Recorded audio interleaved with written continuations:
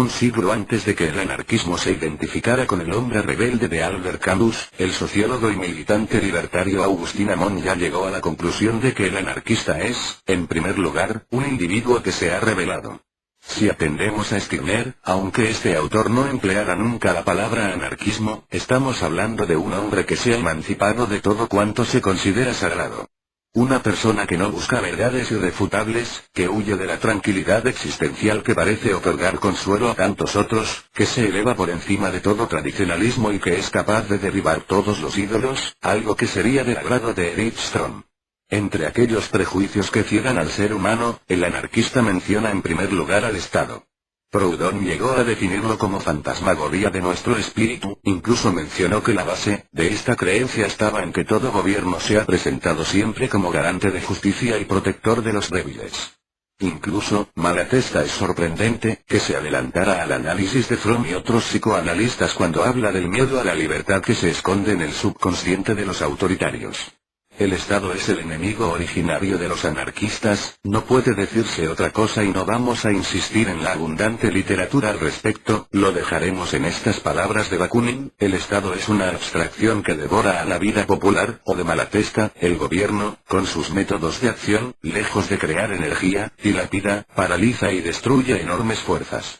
Los anarquistas del siglo XIX supieron ver el peligro de aumentar las atribuciones del Estado y de su burocracia, como demostrarían los totalitarismos del siglo XX. No obstante, el anarquista denuncia igualmente el engaño de la democracia burguesa.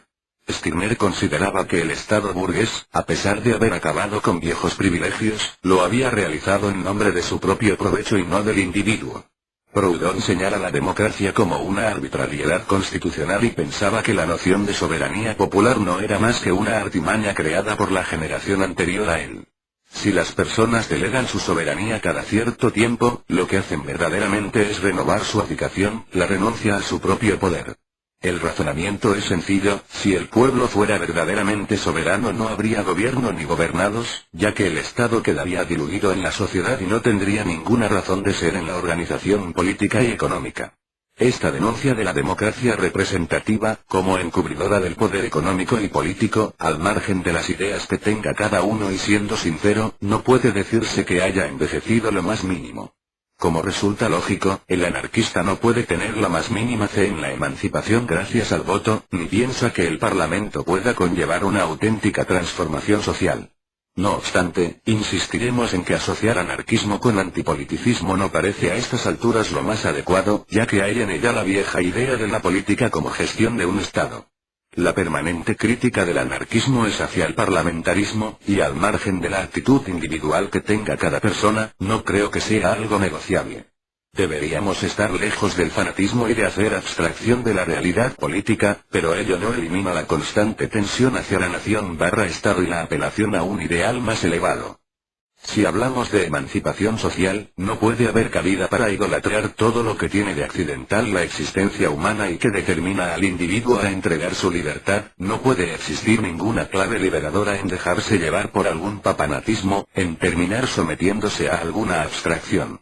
Este análisis libertario no es óbice para tener una nítida concepción del progreso, por luchar por ejemplo por los derechos civiles o los derechos humanos, sea cual fuere el contexto en que nos encontremos. Esta es, al menos, mi postura al respecto, que puede decirse que es incondicional. Es terrible la tendencia del ser humano a justificar ciertas cosas cuando son los suyos los que están en el poder. Es el caso de la pena de muerte o cualquier otro tipo de represión jurídica, observar cómo miran hacia otro lado personas presuntamente progresistas cuando hablamos de ciertos estados. No puede ser el caso de los anarquistas, y a eso me refiero cuando hablo de defensa incondicional de los derechos humanos. Nuestras ideas obligan a una ética muy elevada. Dentro de la aparente tensión entre individuo y sociedad, el anarquismo trata de resolverla de forma íntegra. No podemos dejar de considerar al anarquismo como una corriente socialista, y sin embargo el libertario es también ferozmente individualista. Daniel Goering, en el anarquismo, realiza un importante análisis, cuando recuerda que Stirner es el autor que rehabilita al individuo dentro de la izquierda hegeliana. Aunque la palabra socialismo nació tal vez con intenciones transformadoras para oponerse al egoísmo burgués, el anarquismo acabó reivindicando a Stirner y su concepción de cada individuo como único. El tiempo, y la ciencia, creo que ha dado la razón al autor del único y su propiedad. La liberación del individuo es una aspiración que, desde hace tiempo, tienen multitud de doctrinas, y tantas veces se han realizado las mayores aberraciones en su nombre. Sin embargo, la lectura del viejo Stirner nos da muchas de las claves que se han fortalecido con el tiempo, la ingente tarea desacralizadora que debe realizar el individuo en primer lugar. Es un llamamiento al reforzamiento del ego y al juicio individual que forma parte del anarquismo, aunque siempre completado con la idea de la solidaridad, algo que no se atrevía a mencionar Stirner, aunque atribuyera todo el potencial posible a cada ser humano. Otro autor adelantado a su tiempo es el propio Stirner, y la devastadora crítica que realiza a toda internalización de prejuicios morales desde la infancia. Para ello, señala como culpable a toda clase mediadora, como son los sacerdotes o los mismos padres. Esa reivindicación de todo el potencial del yo no implica individuos aislados e introvertidos. En una lógica que agradaría a psicólogos posteriores, solo el hombre que haya comprendido su auténtica unicidad está capacitado para relacionarse con sus semejantes. A diferencia de otros autores, Stirner solo concibe la necesaria relación social en aras del propio interés individual, la fuente de energía es el individuo a toda costa. El anarquismo considera, expresado de otra forma sin estar lejos de la postura de Stirner, que la asociación humana solo resulta provechosa si no destruye al individuo y fomenta su energía creadora, por lo que resulta también útil para la colectividad. Toda la obra anarquista es una constante búsqueda del equilibrio entre el individuo y la sociedad, no podemos dejar de considerar a los libertarios siempre como societarios e individualistas a la vez. La psicología social nos demuestra hoy que el individualismo como hecho aislado es una fantasía, que nuestros condicionantes son continuos, la interrelación permanente entre el individuo y la sociedad es un hecho. De esta manera, el análisis libertario de moralizar la sociedad y al individuo, el individuo y la sociedad, es correcto.